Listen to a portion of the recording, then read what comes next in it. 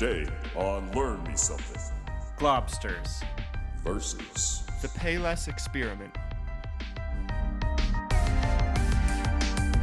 Tell me about your live streaming experience. Yep, I sure live streamed all right for 4 hours. It was interesting. Well, I panicked. So we announced on this podcast that we'd be live streaming at a certain time.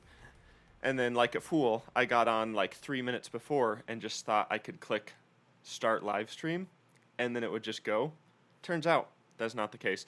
So first I tried it on my phone because I was going to like carry my phone around and do different stuff.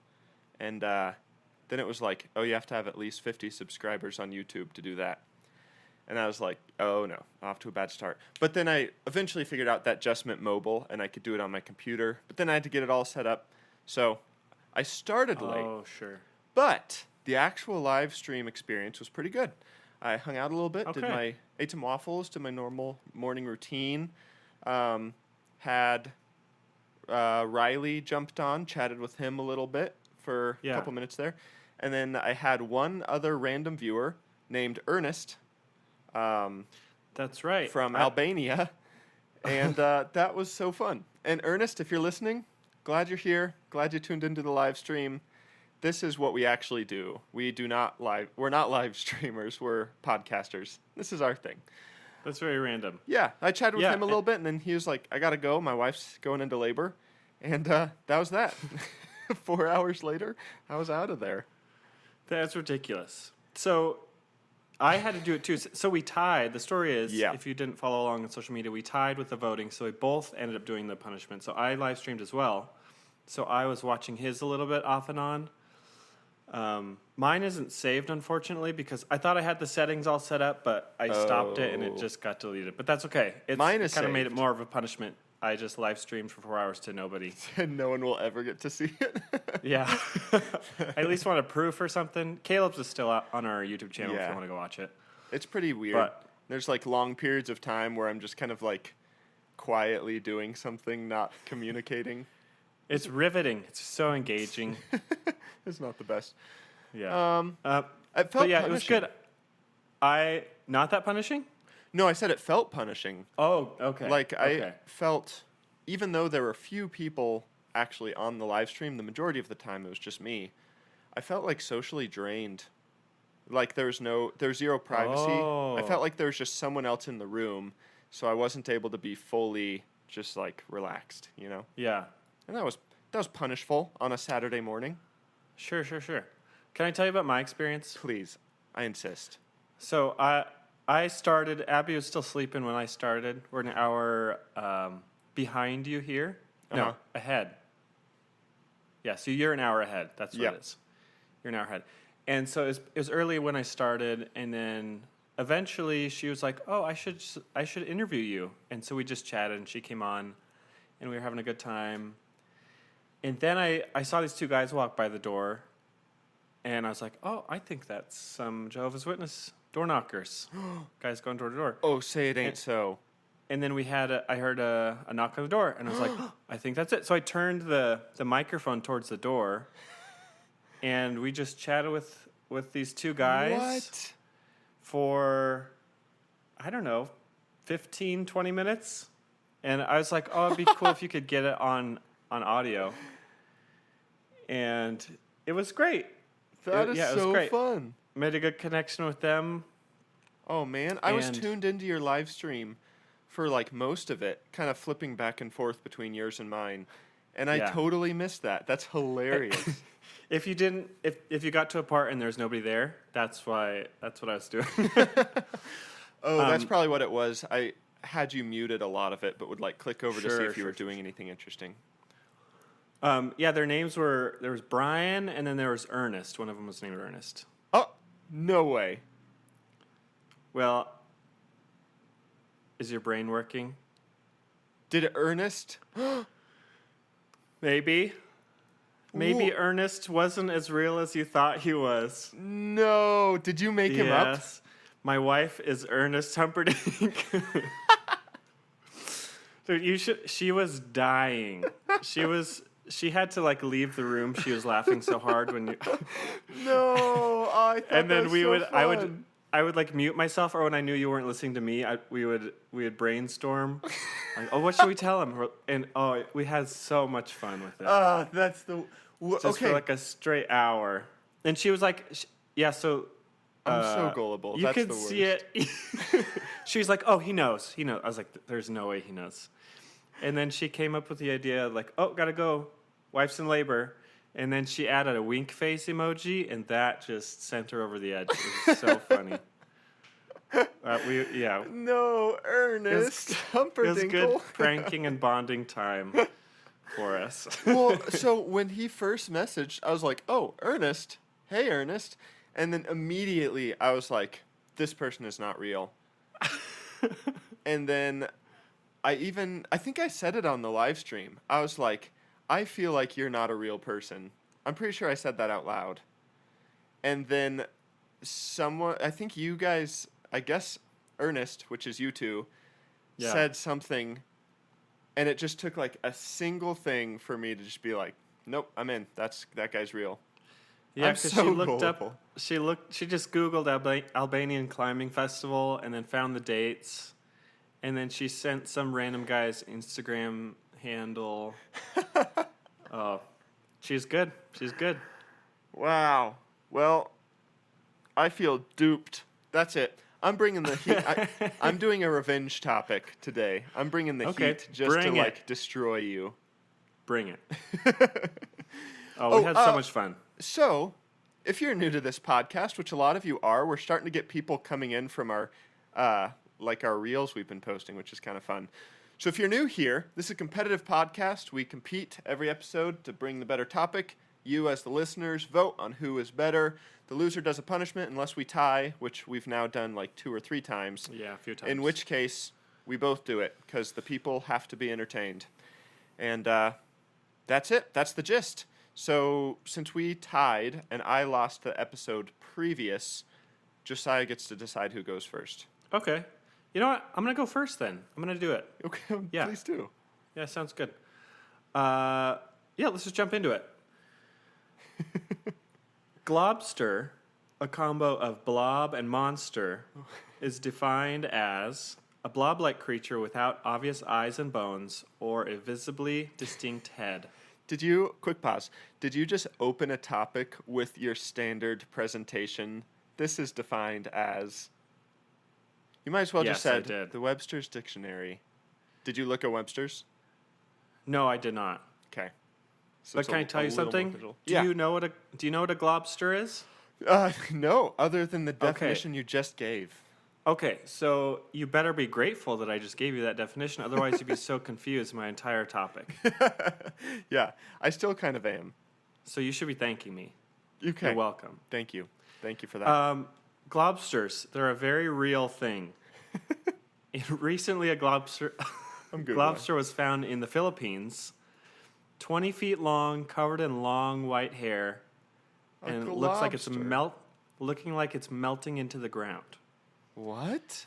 They're completely harmless, and so much so that when they're spotted, parents will take their kids to look at it and study it. Ooh, I don't like this. I just looked up a picture. True.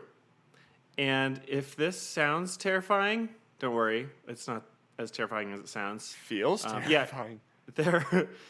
They're strange blobs that wash up on shore out of the ocean, and they're lumps of dead mass, oftentimes smelling like the Grim Reaper's farts. What? Who? That is definitely not from Webster. That definition. No, this is the definition has finished up. That was not the definition. Okay. This is part of the topic. Okay. So, could they be an undiscovered creature? It's estimated that we've only explored 5% of the world's oceans.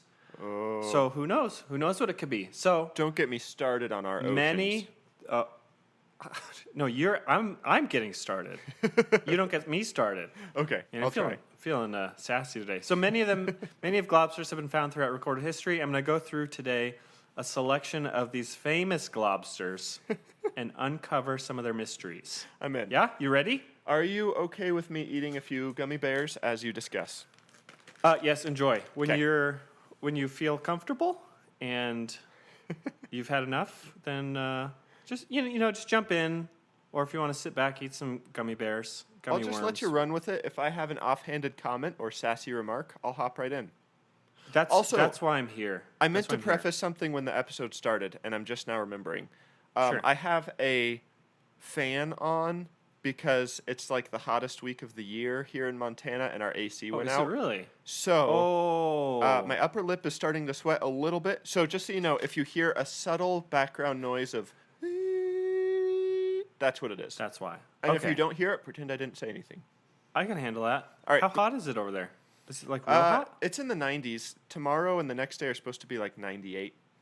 Oh, dang. And in my apartment, in this specific room, I would say it's probably low 80s, which is uncomfortable but not unbearable. Sure. So I got my Okay. gummy bears to tide me through and a little bit of upper lip sweat, but other than that, we're hanging in there.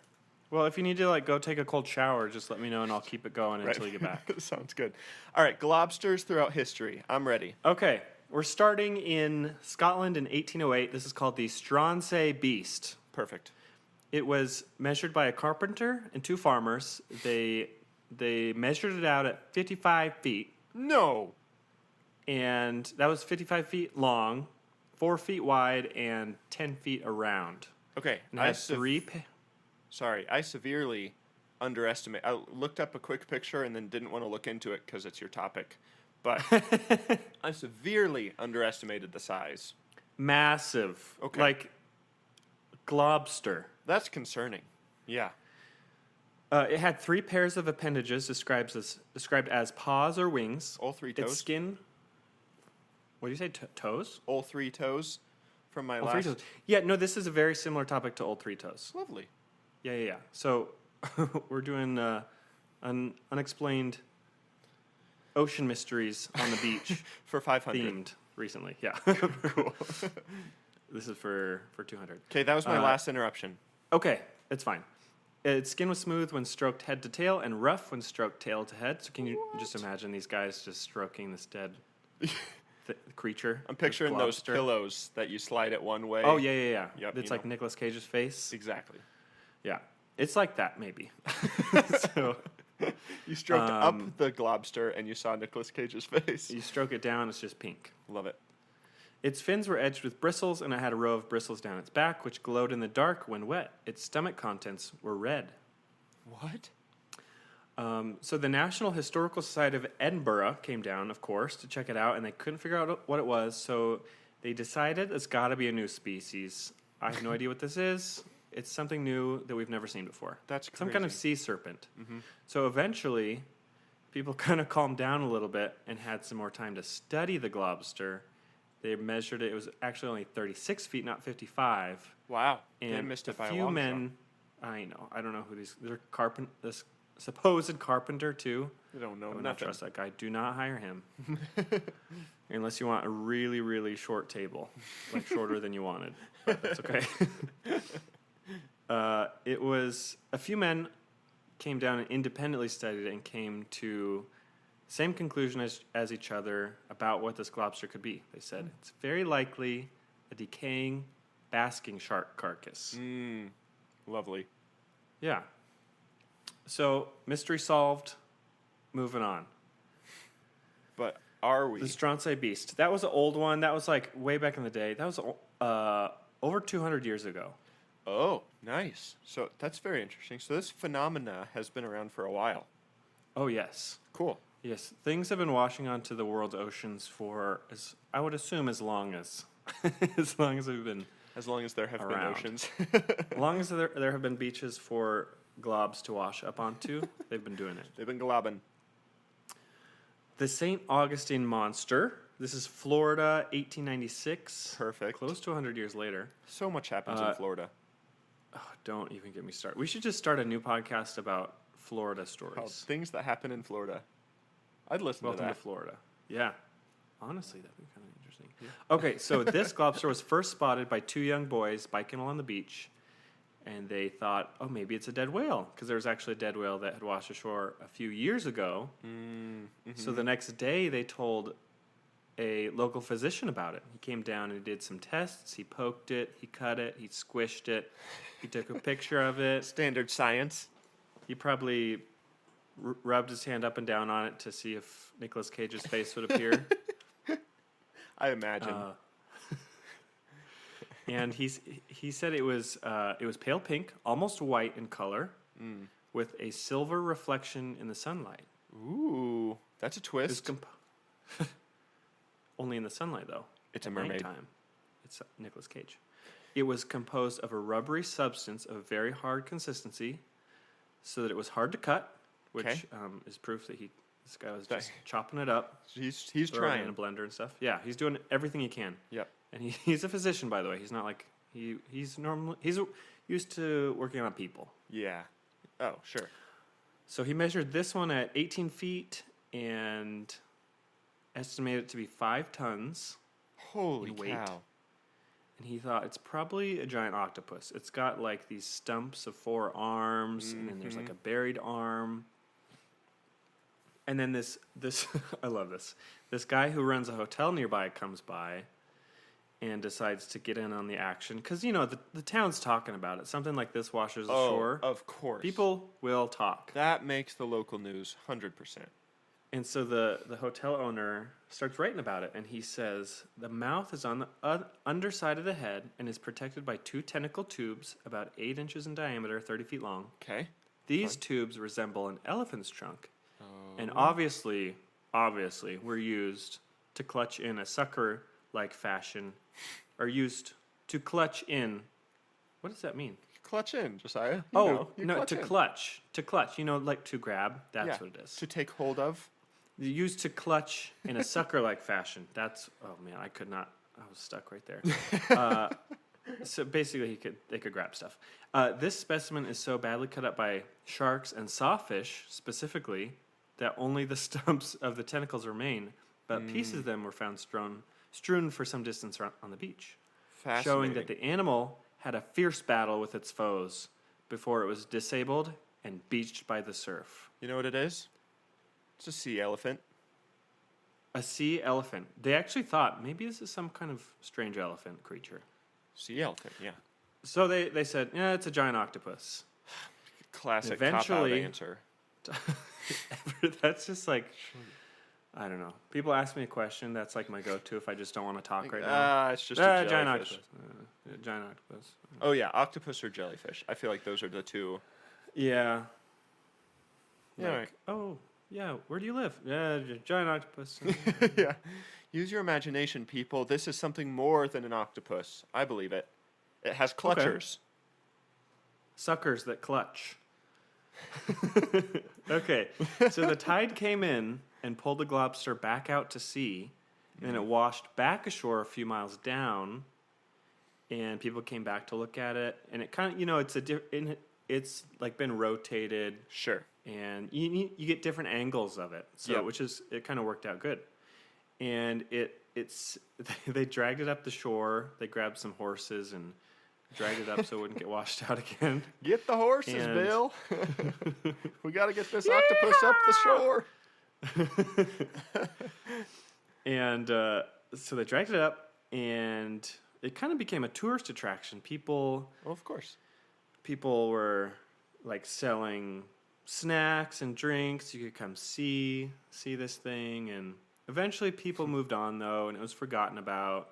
And the next Florida thing happened, and over the years, people went back to it many times to look at the data and Okay. observe. They had like some samples saved.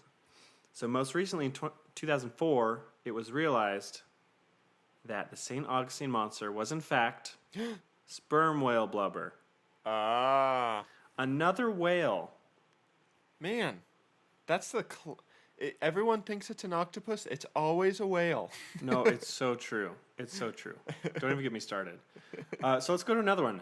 Yeah. Trunco. This one's Trunco. called Trunco. This Sea elephant. Could be. Probably it actually is. Let's move on. I think you got it. No, just kidding.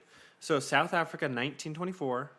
Witnesses claim Trunco battled 2 killer whales for 3 hours just off the coast, a ways out to sea. They What? say it used its tail to attack the creatures and eventually lifted itself out of the water 20 feet before What? dying and washing ashore. which I just What a finale. love that they just sat there and they're like, I know exactly what's going on. This is a beast fighting two sharks. And, it just leapt from the water. Oh, look, it's using its tail to attack. And Yep, you're that's like definitely its tail. It's attacking with its tail. half a mile And away. Yeah. Oh, it lifted itself 20 feet out of the water. Did you see that? Yes, I did. That's like the equivalent of, remember when we were kids and we would turn a movie on but then mute it and we would be the words and we would say what the actors were saying, but you Wait, just kind of you made and me? up. I don't know. I just feel like that's a standard, Oh. like a common childhood activity. Oh, probably. Yeah, I'm sure I did that. That's the same thing. Like they can't really see what's going on, but they're just like, "Oh, it just It's very took out a confident. shark with its tail." Oh, yeah. That was Oh, cool. yeah. Wow. Oh, it Just just like leapt 20 6-year-olds feet playing. in the air. Yeah. Yeah. Well, I'm pretty sure that just breathed fire. Yeah, And then I attack you. Yeah, exactly. So Trunco is said to have had long white fur like a giant polar bear. Oh, another twist. Think about that. Yeah. So there's 4 known photographs of Trunco, but nobody came along and studied it before it just disappeared or disintegrated or washed back in the sea. On. And so technically, it's still an unsolved case. However, experts are pretty sure they know what it is. Oh. This paleontologist came in and looked at some of these photos, and he said this. The idea that this was really the body of a white-furred, trunked sea monster stems from naivety about the appearance of rotting animal carcasses. Like, Of course. I laugh at people who don't know about rotting animal carcasses. You don't know nothing about nothing Just about animal carcasses. idiots. What an intelligent species we are to not know more about animal Scum. carcasses. I am embarrassed to be human right now. So he said the photos are somewhat ambiguous, but the enormous bulk of the carcass seems to be mostly obscured internal skeletal framework, suggesting that this is a rotting mass of whale tissue. Whale. It's a whale again. Again, it's never something cool. It's always a whale, Hey. which is kind of cool. But you expect some diversity. Exactly. Needs something If there's different. some unknown blob on the beach, I thought maybe the fur would have led to something different. Also, Yeah. let me jump in real quick. I googled Jump on in. Trunco and just jumped straight to Google Images. The artist renditions on all of these, there's some from Pinterest and YouTube and wiki pages, different people with different interpretations of what it looks like. Yeah. They all, if I do say so myself, not the actual picture, the renditions, all look like sea elephants. Like It's it looks an like elephant with a dolphin body. Or Yeah. like a manatee body. Yeah. Exactly. And it's like that. If I saw that, if I was on a boat, first of all, I'd be terrified. Second of all, I'd be like, that is a sea elephant right there. Yeah. So it makes sense So why you they don't call him blame 'em. Trunco. Sure. It's kind of fun. Like, it's kind of cutesy little playful name, too. Trunco. Which I appreciate. Like they could otherwise probably it's make just- it. They can make a Disney movie out of it if they tried hard. Yeah. Oh, exactly. He didn't quite fit in. And then at the end, he has this battle with 2 killer whales where he attacks them with his tail. Yeah, and For he 3 saves hours? all the cool whales, and then they're like, you're one of us now. And he was like, no, I'm not. I'm an elephant. And then he dies and washes ashore. And that then humans, a species they have not previously encountered, poke at his body while the actual whales watch from afar, horrified. The credits roll, and it's just Trunco laying dead on the beach while slowly tourists come up one by one and start poking it. And take pictures with his dead body. What a dark flick this is. You know, old Disney movies had some dark themes secretly, Exactly. so this is just goes along with it. It would be a great addition to the Dumbo cinematic universe. I would argue. Oh, yeah, It would fit in well I would there. agree. Yeah. Yeah, I would agree. Anyway. Yeah, I could see that C version. Exactly. Okay, so I don't want to talk about different types of globsters the entire time. So we're seeing a pattern here. Obviously, we're just gonna go through real quick. Yep. Some more, and describe or just tell what they've decided it is. So you got the Okay. Tasmanian globster from 1960, Perfect. which the term globster was actually coined based on this one. Oh. They also called this one Sea Santa because it had Fun. white fur and it was fat.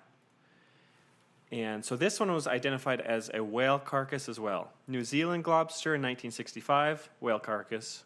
Bermuda Blob, 1988, whale carcass. Uh-huh. Nantucket Blob, 96. Guess. Whale carcass. Whale. Got it. And then Bermuda Blob 2 is 97. The sequel. Also whale carcass. Chilean Blob, which is kind of the most recent big one, Uh-huh. in 2003. Whale carcass. Whale carcass. Yeah. Quick sidebar here. Yeah. Also, I've been watching Suits lately, so everything is like Okay. a sidebar. Anyway, I googled Sea Santa, expecting to see a globster. What I found was pleasantly surprising. It's a variety of pictures of people dressed like Santa hanging out on ocean beaches and or surfing. So if you need some surfing Santa in your life, just Google Sea Santa. Okay. Not a whale And then carcass, you but can- still fun. If you want to see Santa, just Google "see Santa." See Santa, please. Google. Anyway, so it turns out today's topic is secretly about dead whales. Nice. Surprise! Woohoo! That's fun. So here's a question that you might not think of. You might think, okay, this topic is done. We've talked about globsters, and it's really not as much of a mystery as it sounds. Like if you see a Sure. big glob on the beach, it's probably just a rotting Just assume whale carcass. that's a whale. And if it looks furry, just remember you're an idiot who doesn't You're know an enough idiot about if you animal think carcasses. if you think it's a bear or something or an elephant. Yeah. So here's a question that you might not think of. How do you clean up a globster? A good question. I did not think of such. Exactly. I Because you don't live there. You move on with your life. You don't think about the Yeah. stuff. I know I didn't. no. I have not once in my whole life considered this deep question. Okay, it's because you're just naive about rotting animal carcasses. I just but don't it's know okay. enough. You know, That's why I'm here. That's it's why one of I'm my here. great weaknesses. That's why I need you on the show. Yeah, that's why I'm here. So a globster is not pretty to look at, especially if you have lots of tourists come to your beach. Yeah. And it reeks. Nice. But sometimes they clean themselves up, and I'll explain what that means. Okay. So sometimes Yeah, if a whale beaches itself Uh-huh. and dies, so if it dies basically on the beach Yep. and there's not enough time for it to decompose and just float around in the ocean and gases slowly, because when it dies there's gas that fills it, and then eventually one day it will pop basically, or just gases will get released Yeah. as sharks and fish pick at it. But also this is nasty for some people, and I hope that's okay. I'm gonna keep going. So sometimes if they'll get breached, is that the word? You know, like they beach themselves. I don't think that's the word. I think it's actually. beached. That's a birthing term. So if they're on a beach and they can't swim away, then they'll die, Yeah. unfortunately. Yeah. That is And sad. so sometimes so much gas can build up that they'll explode. Have you heard about this? Exploding whales? Yeah, I think so. Yeah. Which is pretty weird for me to understand. So But sure. there's one story where a dead whale was being hauled away. It came up on the shore in Taiwan, Uh-huh. and they hauled it away for study and preservation, and it exploded on the truck. And this is what they said. When it burst, the whale carcass was on the back of the truck near the center of Tainan, en route from the university to the preserve. The bursting whales splattered blood and entrails over surrounding shop fronts, bystanders, and cars. Oh, that's terrifying. Could you Like- imagine? No. Could you imagine you're on vacation, you're from the mountains, you have no idea anything about anything, and you're just walking to a coffee shop loving your life, and all of a sudden, boom, loud noise covered in whale carcass. Honestly, that might be a little bit traumatic for a second until you realize what happened. Seriously, what is what on kind me? of what kind of person is putting explosives inside this whale? Whale terrorism. It's real. Or there's actually more than one reason why people would put explosions in whales, not just to terrorize people, but as an example, in Oregon, they used explosives to clean up a whale carcass that was on their beach. Oh, just kind of break up the pieces a bit, make it smaller? That was the idea. And it was actually the Oregon Department of Transportation came along, because I guess they're in charge of the beaches, or at least they were. Sure. Till this And- incident, then they were like, you can't be in charge. The government's like, no, stick to the roads, my guys. So they put the explosives on the shore side of the whale, hoping that it would kind of blast the whale pieces mostly back into the ocean. Oh, sure. And they had the news come down, and people like came out to watch. It was this whole thing, and they were like hoping like once it explodes, then the seagulls will come and scavenge, and crabs and anything else that It'll scavenges. just kind of take care of itself. Yeah, so all we need to do is explode. It'll be a fun time. Then we'll head out. So about 75 locals came by, and everybody was moved back like a quarter of a mile to watch it. Mm-hmm. And let me just say, you can watch it online. We'll link to it. It's a massive explosion. I don't know if they... I don't know much about explosions, but it looked a little bit much. Like they overshot it. It's so ridiculous. So chunks of meat just rain down for like 15 seconds top, or like at minimum. Like Oh my goodness. you can watch it and count like 15 seconds in. There's still meat falling, and it just flew down around people and past them and over their heads. That and is one amazing. chunk smashed a car roof and demolished the windows and windshields, and it just completely destroyed the roof. And it's just this huge chunk of whale meat. And everybody was covered in whale particulate and just smelled nasty. And they're like, well, at least the seagulls will come. The seagulls never came. Oh, so it was Because- just gross for a while. Because the explosion had scared them off, maybe. I don't know if anyone had thought about that. But there's no seagulls to be found. That's horrible. It just sat there. So they're like, well, I guess we'll just bury it. So they came back and buried it. And because there was one huge chunk that just never even got blown up. So maybe it wasn't a big enough explosion, but one chunk was still there, and it was big enough that nothing was going to eat it. So they just buried it. They're just like, it'll be fine. I'm picturing the Department of Transportation's like summer intern who was like, please give this to I can handle this. Please give this to me. I'll take care of it. I can get rid of this whale. And then they're like, all right, you know what? You're young, but you're passionate. We're going to let you run with this one and just see what happens. And then it explodes, and like all the higher ups just like look over at him, and he's just like head down, like, this is it for me. My career in the transportation department is shot over. Yeah. He just got moved he got moved inland. Exactly. They're like, you Yeah. know what? Stay You're away going to from the the desert. beaches. You're doing desert transportation. So that was a learning experience, though, for everybody involved. Don't do that. They actually did that. I read one story where a whale swam up on shore and they couldn't get it back out into the ocean, Oh. and it was dying, so they just blew it up while it was still alive. Isn't No. that wild? That is Yeah. feels How sad is that? Inhumane. Probably Yeah, because I it don't is. know. I don't know what else to do. Maybe it was before they had like a crane. I don't know though. Yeah. A crane could pick up a whale. Could a crane pick up a whale? Surely. I don't know Yeah. how cranes work, but it's No, gotta. you build buildings. Of course, a crane could pick up a whale. Seriously. I don't. Well, maybe it's because it was like on the beach. I don't know. You know Anyway, what? I read they the were story. just too lazy to handle it. Too lazy to think it through all the way. Okay. Well, that's how you clean up a whale. But there is one instance where after a whale dies, you won't need to clean it up, and that's if it doesn't make it all the way to shore. Because not every time a whale Sure. dies, which I don't think about dead whales very often, but I did a lot today.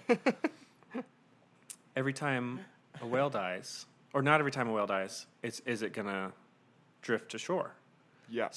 Usually what happens is it dies, it fills with gas, it floats to the top of the the water. Sure. Floats there for a while. Other fish and sharks eat at it for a while. And then the gases leak out and it sinks to the bottom of the ocean. To decompose Like- in peace. I'm talking thousands of feet deep, Yeah. complete darkness, No one will ever know. so cold, very freaky to think about. Yeah. All the whale I don't know why that. carcasses. No, it kind of freaks me out a little bit. Like you just pitch black, cold, deep ocean, and there's just a dead whale down there, just rotting. Yeah. It's just it's freaky. The ocean's a scary place. Scary land. It's a scary place. However, there's an unexpected, wholesome ending to a whale's death in a Yes. case like this. Yes. So it's actually has a name. It's called a whale fall, and it's very rare to find one of these. But basically, a new ecosystem is created for animals that live at those deep depths. Yep. And they say that enough food is in the whale that it equals what would have fallen down to those depths over the course of 2,000 years. Oh. So basically, it's just this That's huge fun. buffet. Basically, think about this: if you were poor and had a hard time finding food, and you just were a scavenger, everything you find, you basically take home, you eat, Yep. you cook it up, and then one day, this apartment building just falls out of the sky, but it's completely made out of food. That's Oh. basically what this is like. And you're like, wow, that is a 10,000 ton steak that I'll be spending the rest of my life feasting on.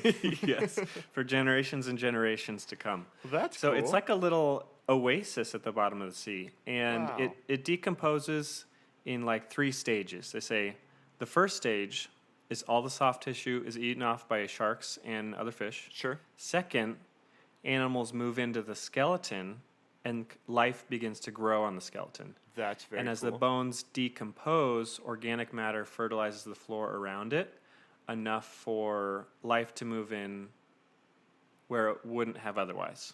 Very cool. And third, basically everything is just sucked dry. Like all the organic matter is just sucked dry from the skeleton, from everything. Yeah. And more animals move in, and it's like a little neighborhood. That's so And fun. so it can support life for decades. They don't even know really, because the first one was found, I believe, in the 80s, or at least the first one was studied in the 80s. Because a lot of them are so deep that you have to have like an intense submarine to go study it. Sure. Totally. But it gets completely covered by animals like shellfish, octopus, starfish, little wormies, fish, and it just is. It's like a whole new life down there, Yeah. which kind of it creates more life for the future. So it's kind of like a whale is born, a whale dies, it feeds the ecosystem, which produces life in the ocean, which is very interesting. That is very interesting. It's kind of a cool side effect of a dead whale. Who knew there was so much good stuff to talk about regarding dead whales? I didn't. Yeah, it seems like a dry topic. It really is not. No. In fact, it's very wet because of oceans. Squishy, Yeah. smelly. It's a bit smelly. Yeah, this might be Reeks. one of the smellier topics that we've It done. is guaranteed. And there's a couple like some honorable mentions that are not whales of creatures that have washed ashore. Yeah. The Montauk monster, the Panama creature, and the Zuyo Maru carcass. And if you want to look at these and pretend that it's like some cool creature, skip ahead 10 seconds because I'm going to spoil what they are. It's a dead raccoon, a dead sloth, and a dead shark. Oh, nice. But if you Google those, Montauk monster, Panama creature, or Zuyo Maru carcass, they're freaky looking. Especially that dead sloth. Oh, I hope that wasn't 10 seconds. Anyway, they're kind of freaky looking. So Oh. That is creepy. Wait, which one's the sloth? Which? the Panama creature. Also, sorry if you came back and skipped ahead 10 seconds. We're still talking about We it. spoiled it anyway. Whoa, all of these are listed as like explicit content images. It's very 'Cause they scary are looking. kinda because it doesn't creepy. have fur and like it looks like a Ooh. made up creature. Yeah, that one is creepy. That looks I would see that and be like, yep, aliens are real. Confirmed. Exactly. Huh. So, yeah, those ones have all sorts of conspiracy theories around it and, Sure. and everything, but Makes that's sense. what they're pretty sure those were. Okay. That's And fun. I mean, we could keep talking about dead whales. So if you want to, listener, just message me. We'll have a chat. Because most people aren't super eager, I would assume. You'll set up a dead whale fan page. I am. Yeah. I've always known that about you. You've always been pretty Yeah. eager to talk about dead whales. Yeah. I'm always like, hey, I haven't. just chill about the dead whales for a little bit. That's my wife's biggest pet peeve about me. That's fun. What a good topic. Like a mix of wholesome and mystery and some science and like ecosystems, subcultures. Very interesting. Thank you. Yeah. Globsters. Globster. Yeah, good names all across the board. Yeah, Yeah. that's true. Nice. Winner for sure. Vote for me. We'll see about that because this is a revenge topic for me, so I'm going for it. Before I Alright, do, what I do you just want to got say then? thanks to our patrons and to those who have Oh, left yeah. reviews. If you'd like to become a patron, you can do it for as little as $1 a month. If we get 5,000 of you, then we can both retire. Just kidding. You know, it'd be cool. What? Real quick idea that I think we should let the audience in on. Hit me. I'm ready. I want to start, since we don't live in the same place, it'd be cool to be able to like fly, like meet each other somewhere or fly to each other's houses and record a live episode. Ooh. Fun. Dream. One can dream. One can dream. Fun to big. Like, hey, let's do an episode in Fiji. Oh, where I could take you to a real Globster. Yeah. The next Globster sighting, we're going to it. Field trip. My topic is dead whales again, and here's one right next to you. You know what it is, but here we are. Cool.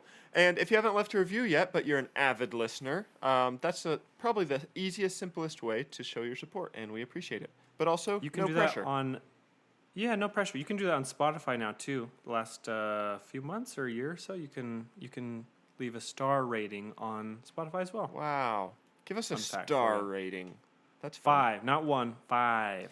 Do it now, otherwise we might just start having AI run these, and we'll just hang out. Okay, you ready Okay. for my topic? I'm ready. Bring it. It is how to use AI to replace yourself as host on a podcast. Jokes. I joke. Oh, this is practical. I This is kid. practical. I'm taking notes. Let me open with this. What shoes are you wearing? Socks. Okay, that kind of blows my whole intro. Not a big Are deal. you wearing shoes? No. Which, hindsight, we're both inside hanging out. There's no reason either You of should have us told would. me. If you asked me to, I would have. Hey, I for would've my put on topic, shoes. I need you to be wearing shoes. Do you want me to go put on shoes right now? No, that's okay. It has Okay. little to do with anything. Okay. Just you get curious, Yeah. Have you ever shopped at Payless? Yeah, I have actually. Yeah, we used to have one. We had one in our mall for a long time, right? I think, or is that Could a be. different discount shoe store? I don't remember where it was, but Oh. I know we have had one. You've had one in and you've Kalispell shopped before, there. yeah. If you Yes. don't know, Payless is a budget shoe store, and growing up, that was kind of my go-to. I feel like I purchased a lot of shoes from Payless in my time. Very inexpensive. Always thought the shoes were nice. Just a good, solid deal. But that's what the company's known for. They're known for selling cheap. They're known for selling sheep. They're known for selling cheap budget That's shoes. like their black market good. If Yeah. you go in the back, It's back all of the conspiracy. store. The black Yeah. sheep market. We're blowing this wide open. Their slogan, or their motto, if you will, is, do you know it off the top of your head? There's just no Pay less. close. It's just like their name, but with a space. Yeah, you almost had it, actually. Pay less for shoes. It's why pay more when you can pay less. That's their Okay. big motto. So that there is the vibe of this company.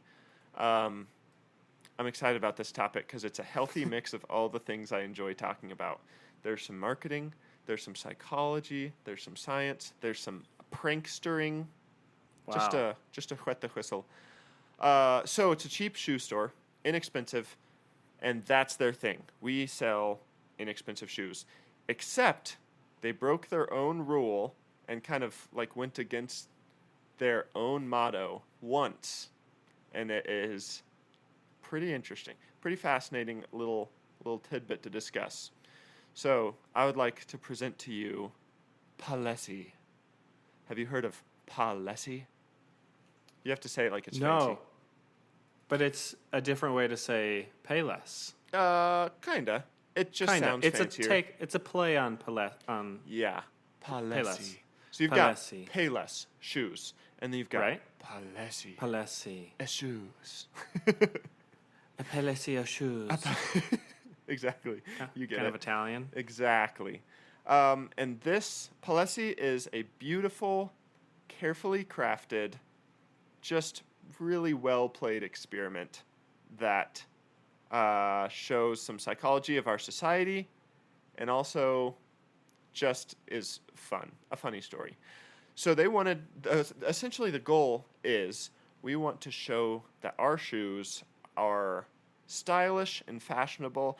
They had felt like they were kind of slipping because they were doing budget, cheaper, inexpensive shoes. They were slipping into like no one really thinks they're cool, but you just wear them if you can't afford the cool shoes type of thing. Sure.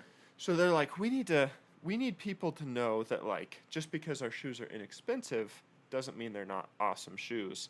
Right. So they hatched this plan, and the plan is to trick the people that matter in terms of fashion.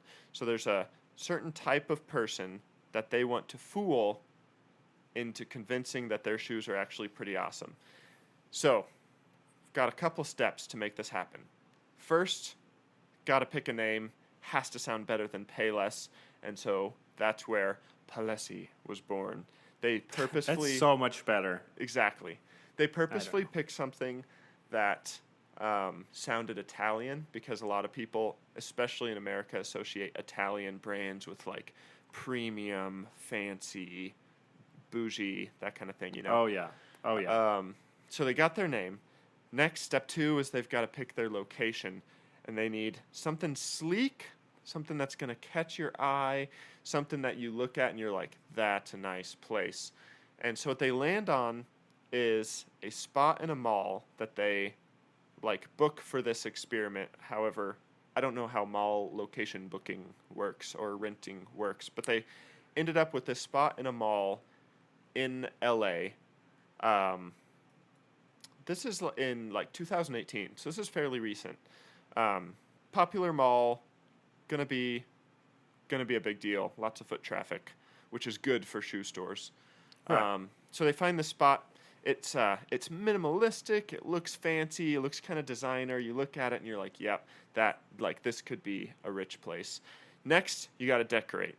So what they did was they got the store and then they decked the whole thing out with like glass shelving and everything was very fancy and everything was like sleek black painted, all the walls and stuff with like hints and splashes of color and hardwood and making it look really high end and premium. They got a fancy sign that said Payless, and in front of the sign they put this giant statue of an angel that just like makes it look so fancy. Like, Am I allowed to Google this? sure, yeah, just to get a feel for what we're looking at.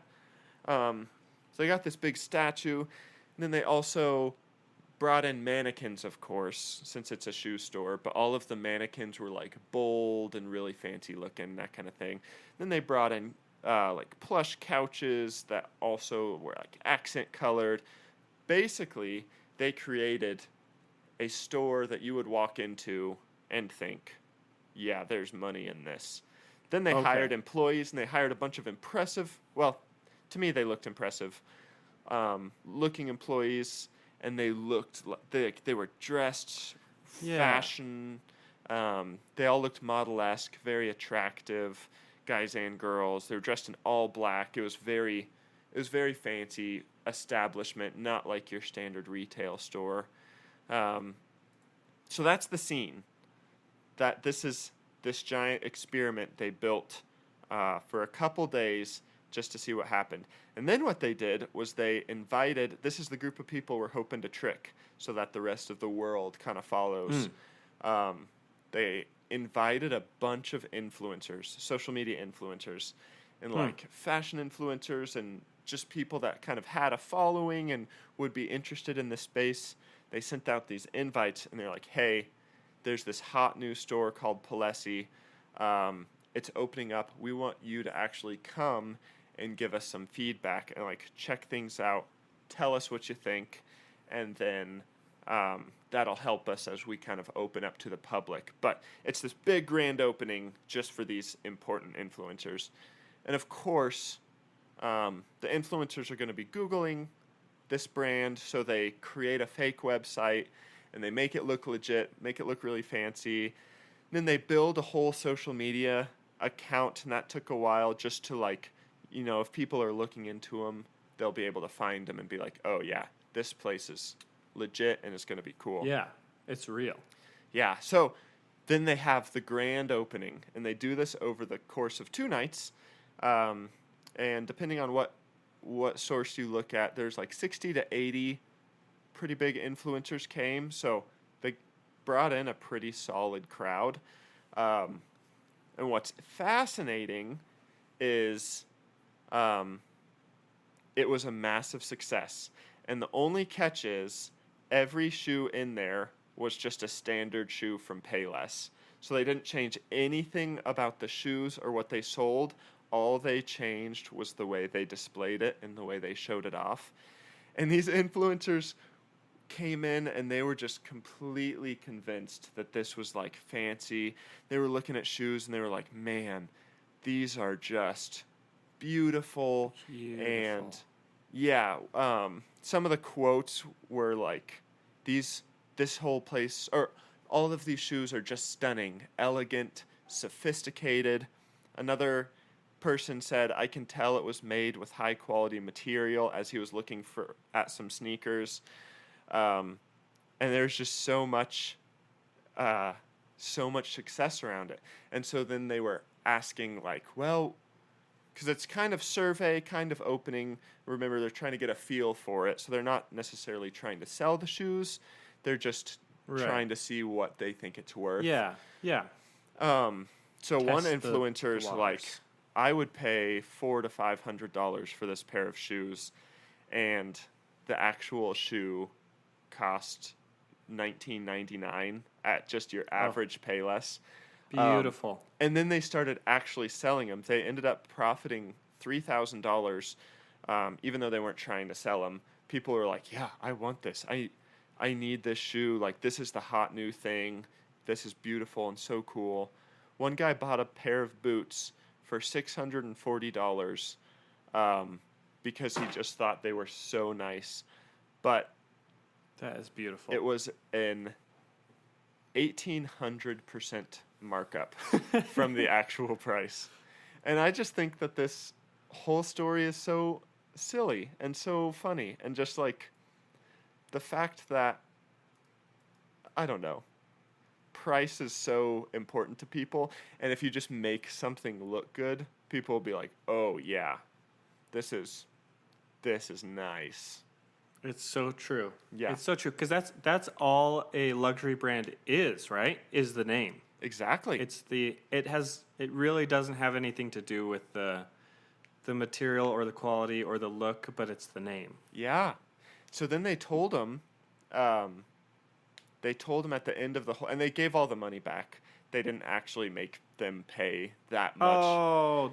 I know. And they were all like shocked. And one girl was like, or she said something like, shut up, you're kidding me. And they're like, no, this is just Payless shoes. And she's like, did I just pay way too much for these? And they're like, yeah, like 1,000% more than you needed to. And it's just so interesting. And it worked for a while. Their goal was to show everyone that just because the price tag isn't high doesn't mean that there isn't like quality, style, and fashion in them. And doesn't mean that it's automatically low quality and bad. And that was a big experiment of Payless. But I'll end with this. It's all based on, or loosely based on, a concept that was studied in 2008 called the wine study. And so this is official scientific scholarly study that they did. And what they did was they got a group of people and they did a test with wine on perceived quality versus cost. So they gave the subjects, this is a direct quote from the research paper that was written after this. The subjects were told they were sampling 5 different wines, and that the purpose of the experiment was to study the effect of degustation time on perceived flavors. So that, I don't know my wine methods very well, but I think that's how long you let it, Degust. Yeah. There's, if you're a wine connoisseur, you drink wine in a certain way, you shake it around and look at it. Yeah, and then a lot of people will drink it and then breathe when it's in their mouth to let the oxygen aerate it. And so I think essentially they were telling him it was kind of about that process, and they were testing the flavors. And then they said that the different wines would be identified by their real retail prices. But what they were actually studying was how people rated the wines based on the price alone. So the only thing that they were told was the price about the wine. 3 wines were offered. One was set at $35, and the other 2 wines were both offered twice. So and it was in random order, but every single subject tasted the same wine 2 times and then tasted another wine 2 times. And the difference was the first time, on the first wine, they were told it was $5, and the second time they were told it was $45. And with the second wine, the first time they were told it was $10, and the second time they were told it was $90. And then, to set up the rest of the test, there's also a control group that was offered the same wines twice, 2 separate times, but at the same price, to see if the things would, if anything would fluctuate even if they were the same price and the same wine. Right. So what they found with the control group was that the wines that were offered twice were liked the same amount, which was good. That was what they were hoping for.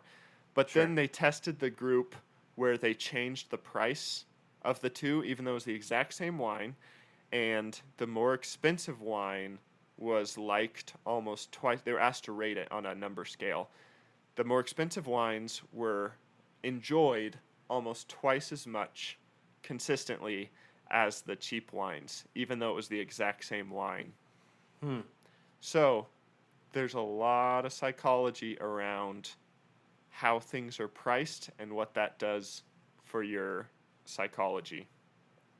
Yeah, that's not surprising at all. Do you think it has to do with what, this costs more, so it must cost more to make, so it must be...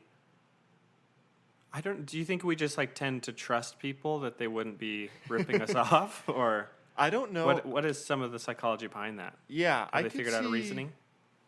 I could see some of it being that. I also, just researching this, my personal belief or theory, I guess, is at least in America, since we're such a capitalistic society, we've been trained to appreciate higher prices for higher quality.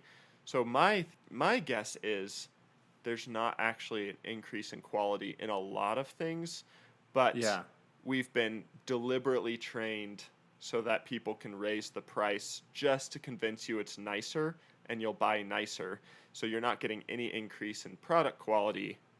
I'm not saying every time either, but I think that is a thing that happens just so that they can charge more, and psychologically you're just assuming it's better. 2 jackets and one's $50 more, even though they're the exact same material. Yeah. A lot of research probably on the marketing side goes into let's charge more so that people will think our jacket is better than theirs, even though they're essentially the exact same thing. Right. which is how, like you mentioned earlier, how a lot of big brands can charge so much. Like I'm thinking, like Patagonia makes a rain jacket, Yeah. and REI makes its own version of a rain jacket, and you can, holding them side by side, they're like exactly the same, like material, same build quality. It feels like there's nothing noticeably different, but the Patagonia one's like $150 more expensive. Whew. But you're like, Yeah, oh, it's got the that's name. nice. Yeah. Yeah. So I guess maybe you trust the Patagonia name more than the REI name too, or maybe just because I feel like Patagonia is becoming more. I mean, they call it Patagucci for a reason. Like Yeah. it's more. It's Patagucci. becoming more of a lifestyle yeah, brand. I feel like, which is very interesting. it is interesting. Just because it's so popular now. Yeah. But what's interesting is the Payless company, which I forget. There's a parent company that owns it. I forget what that's called. Okay. But they did this as an experiment and then continued to sell things inexpensively. But a lot of brands do it because they know they can get away with it. So I think a lot of brands actually design. It would be like if Payless created Palessi as a separate brand and then actually marketed it and made it a thing. Sure. Whereas I think other brands actually just do that a lot. It's kind of made me trust brands a lot less. Yeah. Or like not know what is Yeah. actually going into stuff. I feel like they totally could have kept going with it for like a year, made a bunch of money, and then been like, This is was it just a day that you said like a day or like It was an 2 evening days. that they did this? 2 Yeah. days? And then they made like a couple series of commercials based. So they filmed the whole thing, and a lot of the commercials were like interviewing the influencers, and they're like, "Yeah, I would pay $500 for this," and then it cuts to Payless. That was like, or you could just pay $20 at Payless. You know, so I love that. I But think they I saw totally- one of those commercials. yeah, they totally could have kept it going, which is kind of like scary. Yeah. And they stopped, which is really good for them. But like, how many companies haven't? You know, Exactly. makes me want to just shop local. Don't trust big shoes, big Big footwear. shoe. Yeah, Don't trust the woman who lived in a shoe. exactly. She's probably the head of them all. So I have one last thing to note about this wine study. Say it. Say it. So they gave out these surveys, and that's how they realized that's how they got the numbers for the more expensive wine being preferred over the less expensive wine. But with the same subjects during that same test, they also hooked them up to an MRI and measured their brain activity, and they found that the results of the brain activity of the scans showed that increasing the price on the wine resulted in increased activity in the medial orbital frontal cortex, which is a part of the brain I didn't know existed. But Hey, we all got one. you know it. And they think it's widely considered the link to experienced pleasantness. So the part of your brain that's like, oh, this is nice and pleasant, and I enjoy this. So not only were they like tricked with their opinions, but the actual like brain science, like they were tricked in their down to the science of how your body operates too. That's how like much this concept of pricing has psychologically on you. It actually affects your brain patterns. And I feel like I've Very, very experienced. interesting. Yeah, isn't that weird? I feel like Very I've weird. experienced that. Like the few times I've bought something that's just really expensive and nice, and Yeah, I'm just like, yeah. oh man, this is good. But it's like, is it? Is it any better than the cheaper option I could have gone with? I Yeah. don't know. Yeah. Like I just bought a set of carabiners, and I opted for the ones that were like $3 more because I was like, these have to be better quality, and Right. I'm looking for I'm doing climbing, so I would like them to be good. So I'll Right. get the. And then I was like, oh, these are good carabiners. But like, what if they're not? What if they would hold up exactly the same as the cheaper one that I passed up? All right, so we're gonna close out of here and go live in the woods. And I think this is the last episode. All right, This is it see forever. you later. I destroyed you all. That's very, very interesting. No. If nothing else, it makes me want to shop at Goodwill more. And just like accept that the cheap stuff is probably just fine. Yeah, who cares? The big exception I would say is like food, where like cheap often means not as fresh or organic or nutritious. Right. Which you have like the ingredients list and stuff like that. So you can kind of Yeah, you can kind of compare a lot easier. exactly. Or the other thing I would say is anything that is actually measurable.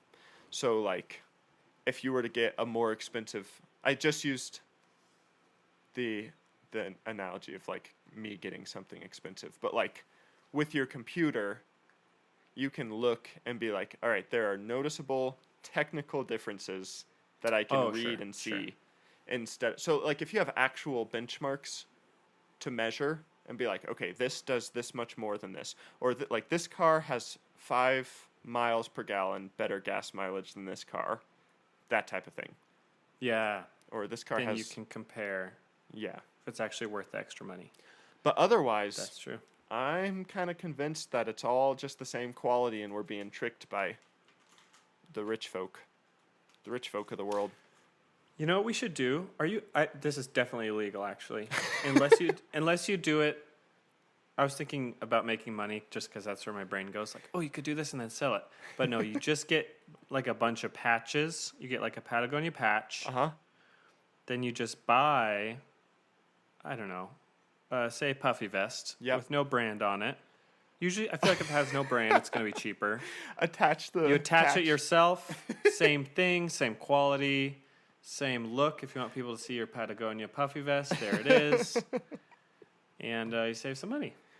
I guess if you were to just do that for yourself, I would imagine that's fairly legal. But if you were to like sell that at a 200% markup, that's illegal. Then you'd have some issues. That's called what a lot of other countries do. Some of my favorite things to do in another country is just go to the store and look at the off brands, like the fake brands that they have, like it's like, and just the misspellings is Nuki and Adidas and I saw some Google sandals. It was like women's sandals, and there's just a pile of them, and they all said Google on them. I think one said Google Drive. It was my favorite. I loved it. Oh, you should have got them. Everyone needs a good set of Google Drive sandals. I think I have a picture. Let me see if I can find it, and then I do find it, I'll link to it. But nice. Yeah, I loved that. Well, anyway, it was a good time. While you look for that picture, that's all I got. That's it. Okay. Payless, the Payless experiment. That is so interesting. It's good to like be shaken up every once in a while. You know, like kind of like, oh yeah, this is not all it seems to be. Wake up, you sheep. Hey, you sheep. Payless sells sheep. Wake up and pay attention. Okay, yeah, I found it. It's just Google. It just says Google. Google. I'm going to see if I can post this. Get your Google sandals. Yeah, get your Google sandals. Nice. All right. Should we talk punishment? Let's do it. So this episode's punishment is you have to drive the loser. You have to. It has to drive 3 miles an hour under the speed limit. This punishment was brought to you by friend of the show, Ellie. Yep, and gave us the suggestion for this one. Very big fan. I still haven't met Ellie. I need to meet Ellie one day. Yeah, so 1 full week is the number, and you have to drive 3 miles under the speed limit for the whole week. For an entire week. Yeah, which will lead to, like, if you're running late, Too bad. Too bad. If You're gonna there's be even 5 more cars late. behind you that are mad at you, sorry. You just got to let them be angry and impatient because you are just Or you could taking your time. pull over if you want. Let them pass. Yep.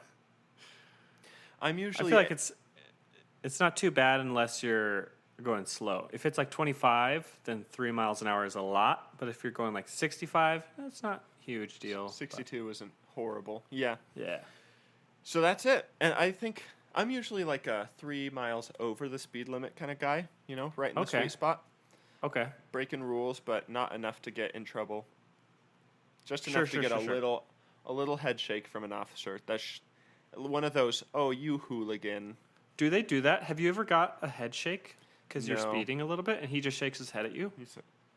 No. I've personally watched, the light next to our apartment was broken for a while in that the sensor, I think the sensor that showed when you pulled up didn't work. So if you came at it from a certain direction, you could just be sitting there forever. And I saw multiple police officers just kind of like stop, sit there for a second, and then like slowly drive through it. Or one like turned his emergency lights on and then drove through and then turned them back off. No way. So I feel less bad if I like stretch the rules slightly now because I live just a couple blocks from our police department. Okay, you're like, I basically live at the police station. I pretty much am neighbors with you guys. We're tight. We're best friends, Yeah. probably. Yeah, you get it. Okay. Anyway, 10 seconds. Why do people vote for you? I talked about dead whales, and I guarantee you learned something about it. People don't talk about dead whales. It's people don't talk about it enough, and there's just a wholesome ending to a dead whale a lot of times, besides when it is exploded. But other than that, a whale fall is a magical experience. Okay, 10 seconds. Why should people vote for you? I talked about psychology and pranks and scientific studies, and I think maybe opened your eyes to some issues to consider in our current society. Boom. It's good. Yeah. This was a good episode. Yeah, I like this I'm one. having fun. And Big fan. one last thing to mention before we close, unless I'm incorrect, next episode is the last episode of our season. It is. So we've got our season finale coming up, and then gonna take a little break. I'm gonna plan something big. Something big for the season finale. Yeah, I'm gonna plan something big. Okay, I'll think on it. You plan something small. Yeah, right. We'll have to think of a worthy punishment for a season finale. Something that possibly be something that interesting. like carries over until the next season starts. Something that you have to do for like however long until we start the next Years. one. Decades. You have to get the tip of your pinky amputated. And then you can save it in a jar and get it reattached when the new season starts. Oh, that's good. You have Yeah. to keep it in the freezer. Exactly. That's not bad. Okay. Should we wrap up on that note? Yeah, let's do it. All right. Would you like to do the honors? I would love to. Larry, would you please play us out?